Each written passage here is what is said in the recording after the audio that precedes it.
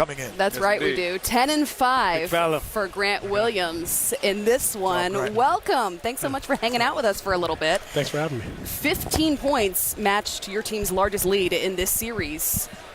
It happened 8 minutes into the game. What is it about this atmosphere, about this building that made it such a stifling one for the Warriors? Yeah, we know exactly what we need to do. Coming out tonight, we wanted to play with great intensity.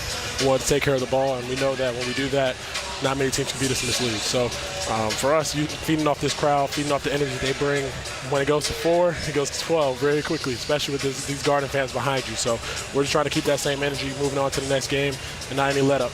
Well, we're going straight to the gut. Because I know you've been hearing, oh, Draymond Green had been did this to you guys. He took your physicality away. Well, what was your team's mentality and talk? Or you guys just said, no, we don't believe that? Or was there a conscious effort? Yeah, we don't feed into it. If anything, I told the guys, y'all leave it be and let me handle it. And at the end of the day, that's how we wanted to move on with it, because we know as a team we can't feed into anything going on, whether it's officiating, whether it's Dre, whether it's anything going on. We just got to focus on the task at hand. So, and when you say handle it, what does that really mean? No, I'm keeping it right. I don't keep it real. I keep it right. What does that mean? Hey, listen, I got nothing to lose, so we Say can get no to more. it. Okay, all right. That's a smart man right there. You know, Go ahead. I've always thought, and I've always been taught, that a great defense will beat a great offense.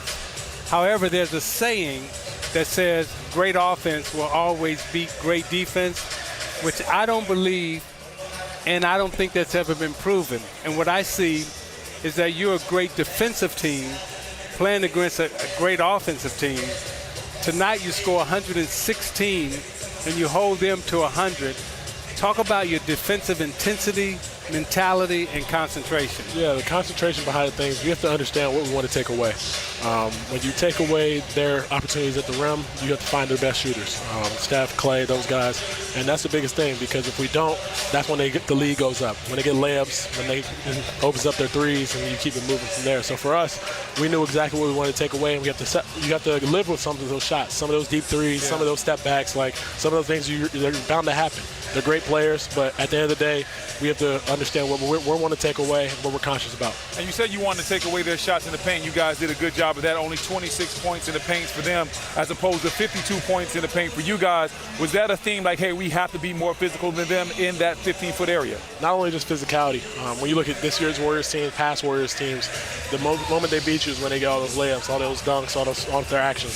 So their threes, they're bound to make a couple of deep ones, the flashy ones, and fans are going to love it. But at the end of the day, we have to do our job and make sure that we take away the paint before we take away the three-point line. Can you talk to us a little bit about the impact that your coach has had on all of you as men and then on the team? He's grown with us. He's made us mature. I feel like that's the biggest thing with him. He does a phenomenal job of holding players accountable.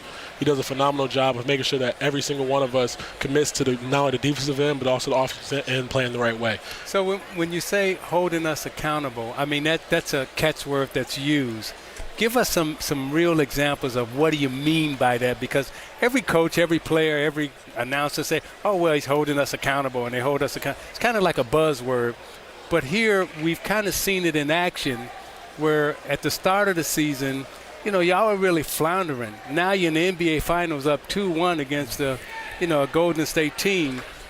What does holding you accountable really mean, and how has good coaching helped you? If you weren't on TV, I could tell you the R-rated version. But for him, he's no matter if you make a defensive mistake, if you come down the court, he's going to call you out on it. If you don't make the right play on offense, making the right read, especially if it's quote, a selfish play, he's going to make sure that you hear about it. And that's something that over the years he's developed with the Spurs, Brooklyn, everybody else. He's not holding his tongue for anybody.